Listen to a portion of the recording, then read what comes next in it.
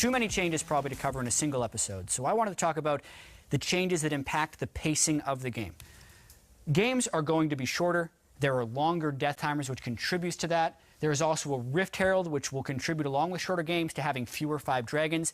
And as a reference point, the average game time of 2015 Summer NALCS was 39 minutes and 8 seconds. I think that's going down by at least 2 minutes. First change I want to dive into is the death timers. These are relative differences between the old season and the new. The big difference on this graph is at 34 minutes, death timers are a full 24% longer. This is slightly mitigated by the fact that everyone gets the home guard bonus post 20 minutes, but it basically means that if someone is dead, they're dead for much longer, which means it's easier to end the game or take deep turrets within their base. Another big change is all of the turrets. The outer turret is a little bit more durable in the game. It starts the game exactly as durable as the old season and then slowly scales up. But after that, every turret gets weaker. Inner turrets, inhibitor turrets, and nexus turrets.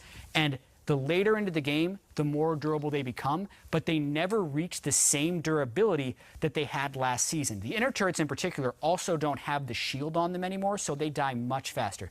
Basically, this means you will see more games with an outer turret longer, or an outer turret staying up longer, and another lane having 2, maybe 3 turrets, or even an inhibitor dead, because if you get the snowball started on turrets and no one stops the push, you can go all the way through, which I think creates some diverse games. Also, there's the Rift Herald. It is the opposite to Dragon before 20 minutes into the game. When you kill it, it drops a buff. You can pick it up for 10% increased damage, 40 movement speed, an improved recall, and then it also empowers minions when you're near them, much like Baron buff. It just doesn't give them any extra durability. So I expect teams to use the Global Gold from this and the Doom's Eve buff to push down early turrets in lanes that can't clear the wave well, because then you can get a lot of work done and you force a lot of pressure coming up through that way. Also, it's harder to take than Dragon. You better bring some friends, so it's a little bit of a tricky objective, but it will definitely take away from Total Dragon. So in closing, we will have shorter games because of Rift Herald and the games being shorter. The 5 dragon frequency will be greatly decreased.